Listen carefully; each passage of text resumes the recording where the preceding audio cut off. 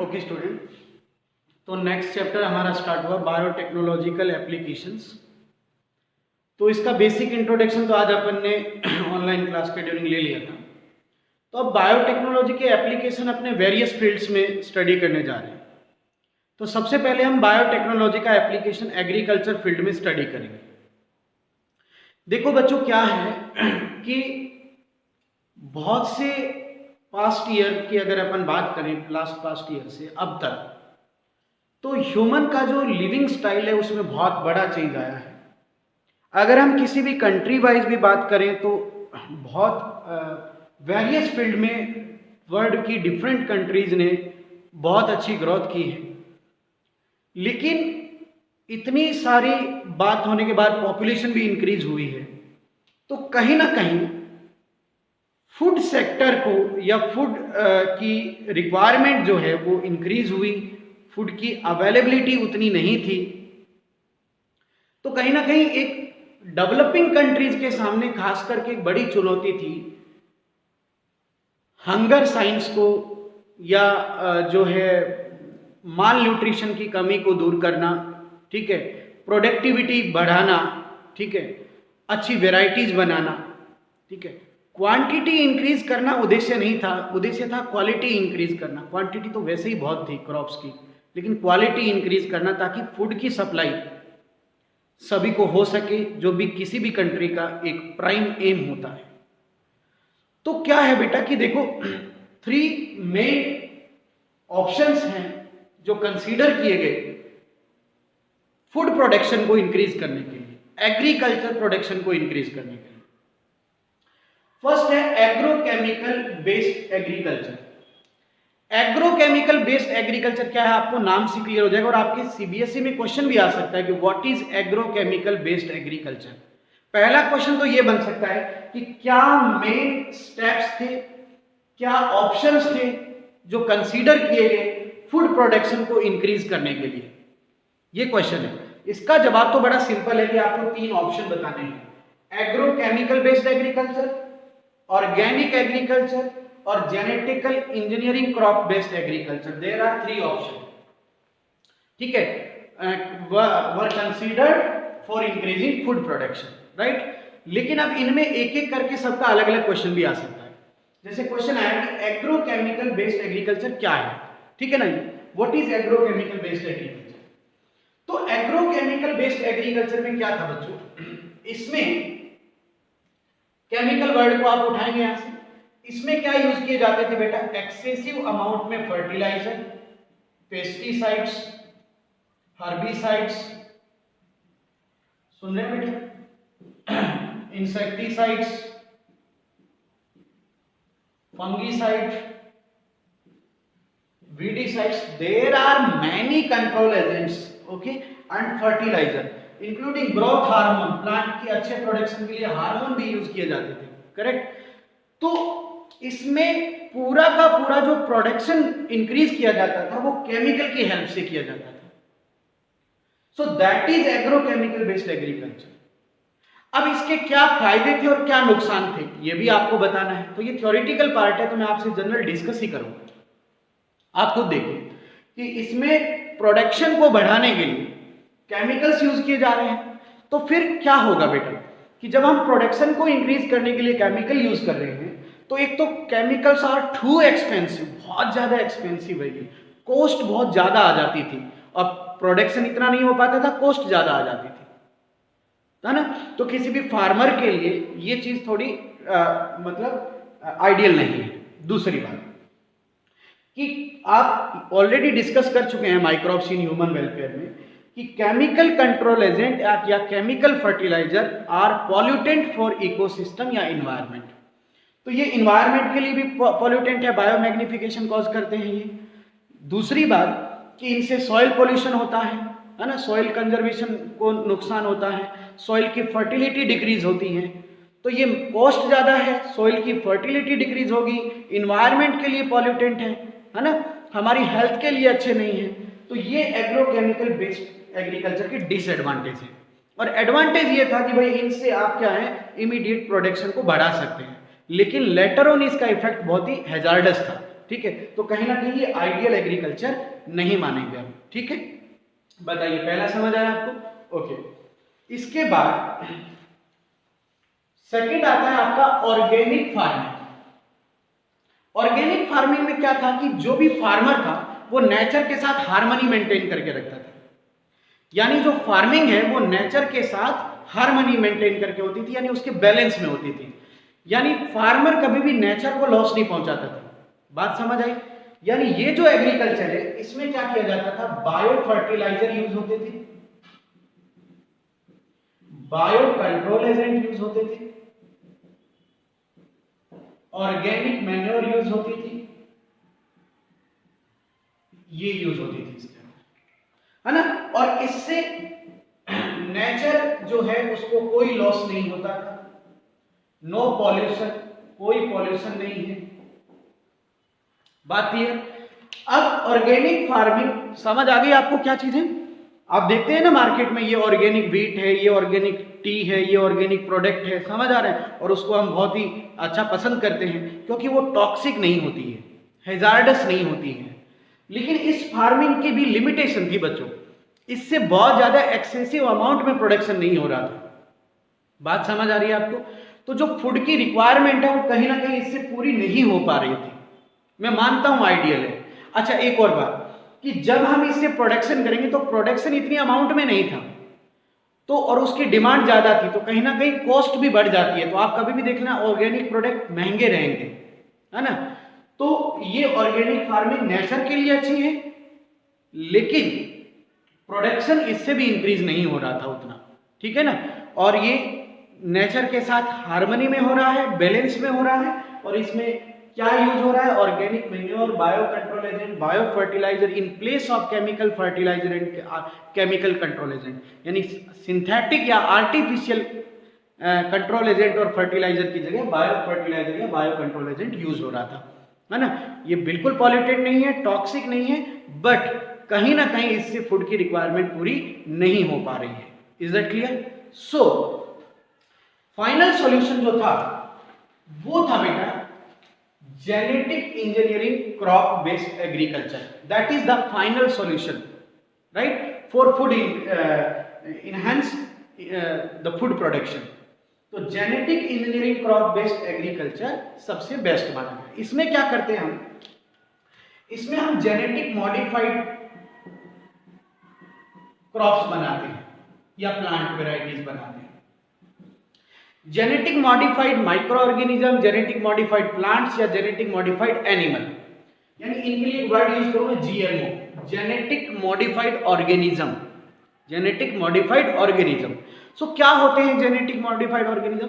जिनका जीनोटाइप हमने अल्टर कर दिया है, जिनके जीनोटाइप में हमने चेंज कर दिया है, यानी ये वो होते हैं जिनका जीनोटाइप अल्टर कर दिया गया है, चेंज कर दिया गया है बाय जीन ट्रांसफर, जिनमें हमने जीन का ट्रांसफेक्शन किया है, जिनमें हमने कोई जीन ट्रांसफर किया है, तो इनको अपन जेनेटिक मॉडिफाइड ऑर्गेनिज्म कहते हैं। Is that clear?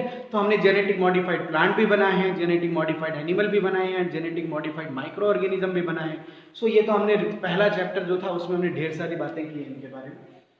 तो genetic engineering crop based agriculture जो है वो फाइनल सॉल्यूशन है फूड प्रोडक्शन को इनहैंस करने का, राइट।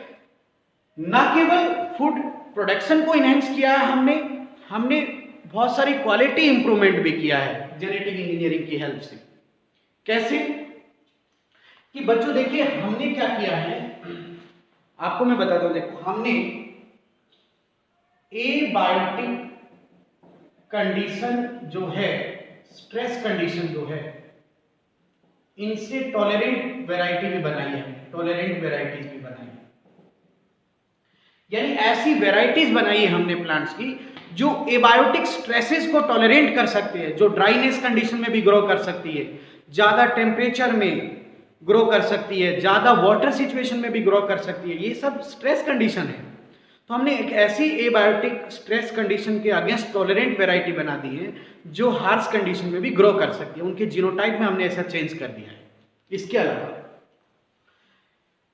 अलावा हमने क्या किया बेटा, देखो, पेस्ट या डिजीज बोलेंगे अपन, ठीक है, इंसेक्ट रेजिस्टेंट वैरायटी बनाई है, ठीक है, और वीड रेजिस्टेंट वैरायटी भी बनाई है बच्चों, वैरायटीज भी बनाई है ना। तो ऐसी वैरायटीज बनाई है जिनमें डिजीज का कोई खतरा नहीं है, इंसेक्ट का कोई खतरा नहीं है, समझ गए। और ऐसी वैरायटीज बनाई है जिनमें पोस्ट हार्वेस्टिंग लॉस डिक्रीज हो, हार्वेस्टिंग के बाद भी जो प्लांट के अंदर जो अपने क्रॉप में जो लॉस होता है वो भी जो है डिक्रीज हो, ठीक है ना। और इसके अलावा हाई यील्डिंग वैरायटीज बनाई है हमने जिनका प्रोडक्शन ज्यादा हो, हाई यील्ड वैरायटीज बनाई है। हमने न्यूट्रिशनल वैल्यू को भी इंक्रीज किया है, प्लांट की वैल्यू भी इंक्रीज की है। जैसे इसका एग्जांपल तो बहुत अच्छा है, गोल्डन राइस। गोल्डन राइस का एग्जांपल आप दे सकते हैं ना, जिसमें विटामिन ए इनरीच अमाउंट में है, गोल्डन राइस जो जेनेटिक मॉडिफाइड प्लांट है। न्यूट्रिशनल वैल्यू का बहुत अच्छा एग्जांपल है गोल्डन राइस। इसका एग्जांपल भी मैं लिख देता हूं, गोल्डन राइस, ठीक है। क्या ज्यादा है इसमें? Vitamin A. इसके अलावा बच्चों हमने मेडिसिनल प्लांट्स भी बनाए। क्या बनाया हमने? मेडिसिनल प्लांट,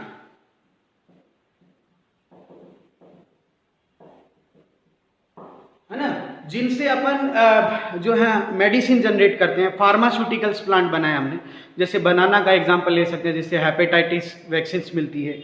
इसके अलावा हमने हीरोडिन का प्रोडक्शन किया है ब्रेसिका नेपस से। किसका प्रोडक्शन? हीरोडिन का। So there are many medicinal plant, ठीक है ना। तो जो हमने बनाए हैं, और एक हमने ऐसे प्लांट भी बनाए हैं जो जिनकी मिनरल एब्जॉर्प्शन कैपेसिटी इंक्रीज की है हमने।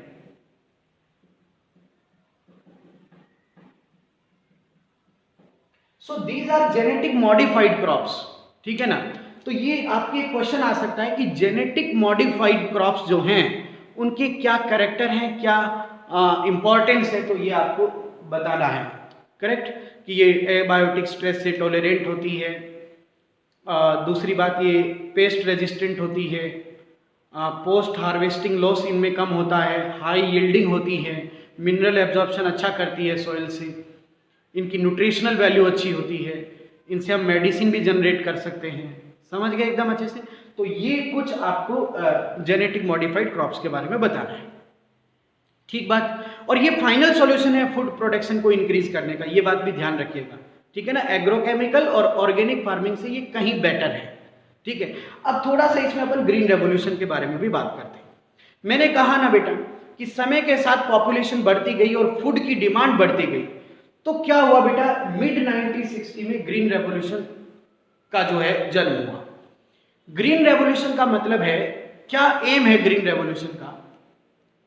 ग्रीन रेवोल्यूशन का मेन जो उद्देश्य है वो है क्वालिटी इंक्रीज करना एग्जिस्टिंग वेराइटीज की, नॉट क्वांटिटी। क्वांटिटी इंक्रीज नहीं करना है, क्वालिटी इंक्रीज करना है। मैंने कहा ना डाइवर्सिटी तो बहुत है, इंडिया और चाइना में डाइवर्सिटी की कमी नहीं है, ठीक है ना।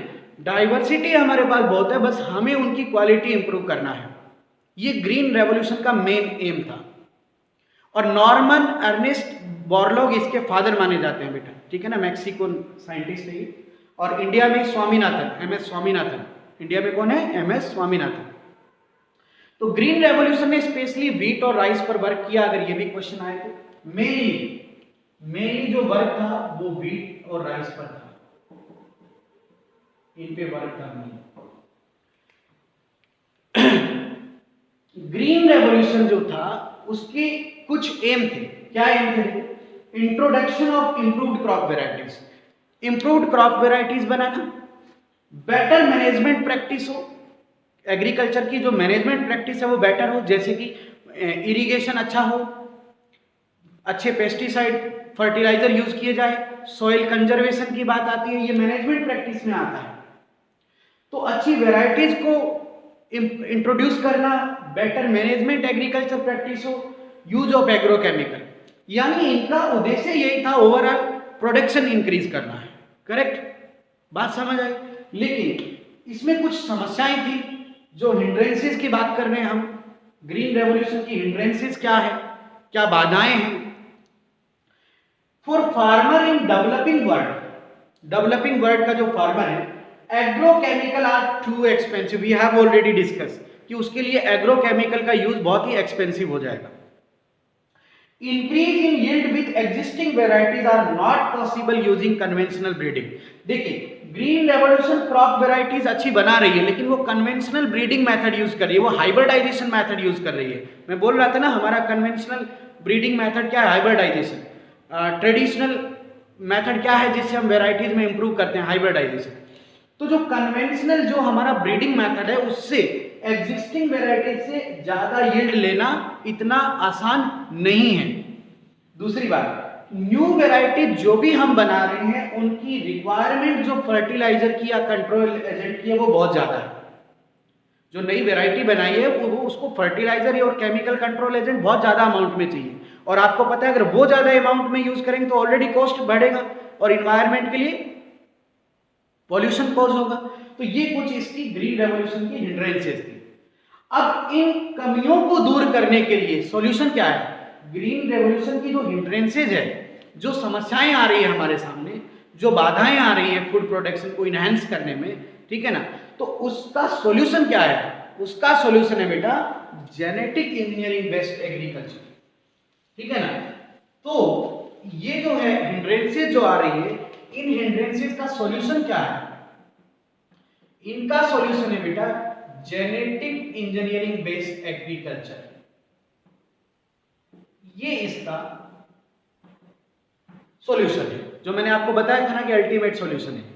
तो इसमें हम क्या करते हैं, जेनेटिक मॉडिफाइड ऑर्गेनिज्म बनाते हैं, जिनकी क्वालिटी मैंने आपको बता दी। अब जेनेटिक इंजीनियरिंग बेस्ड एग्रीकल्चर में हम दो मेथड यूज करते हैं। हम क्या करते हैं, या तो जीन का एडिशन करते हैं, यानी किसी क्रॉप में कोई जीन इंट्रोड्यूस कराते हैं, कोई नया जीन ट्रांसफर करते हैं जिससे हम उससे वो प्रोडक्ट लेते हैं, या फिर हम क्या करते हैं बेटा, जीन का सब्सट्रैक्शन करते हैं। यानी इसमें सब्सट्रैक्शन का मतलब है कि हम किसी जीन को इनएक्टिव करते हैं। कुछ ऐसा भी है, कुछ जीन को हमें इनएक्टिव करेंगे तब उस क्रॉप की क्वालिटी इंप्रूव होगी, और कुछ क्रॉप्स में हमें जीन एडिशन करना पड़ेगा, राइट। तो genetic engineering based agriculture are the final solution of the increasing food production, ठीक है। और इसमें जेनेटिक मॉडिफाइड ऑर्गेनिज्म बनाते हैं, और इसमें दो मेथड मेनली यूज होते हैं। बेहतरीन क्वेश्चन है, ध्यान रखना, जीन एडिशन और जीन सब्सट्रैक्शन, राइट। बात समझ आई एकदम अच्छे से। अब बेटा इन्हीं दोनों मेथड्स पर बेस्ड आपके दो एग्जांपल हैं। एक है बीटी कॉटन, ठीक है, या बीटी प्लांट बोलिए आप, कॉटन की बजाय बीटी प्लांट, ठीक है, और इंसेक्ट रेजिस्टेंट प्लांट है आपका, पेस्ट रेजिस्टेंट प्लांट, और एक है आपका जो है डिजीज रेजिस्टेंट प्लांट ही है, वही RANI टेक्निक से हम बनाएंगे, ठीक है। तो दोनों के बारे में अपन जो है डिस्कस करेंगे। तो नेक्स्ट टॉपिक हमारा बीटी प्लांट का होगा। तो यहाँ तक मैंने आपको इसका एक पैराग्राफ, पूरा एक पेज है NCERT में बायोटेक्नोलॉजिकल एप्लीकेशन इन एग्रीकल्चर में, उसमें ये तीनों फार्मिंग का, थोड़ा सा ग्रीन रेवोल्यूशन का और इनका जिक्र है। तो ये समझ लीजिए कि मैंने आपको वो एक पेज समझाया है NCERT का। Is that clear? और कल जो है हमारा जो लेक्चर आएगा उसमें बीटी प्लांट के बारे में डिस्कशन होगा। Thank you very much.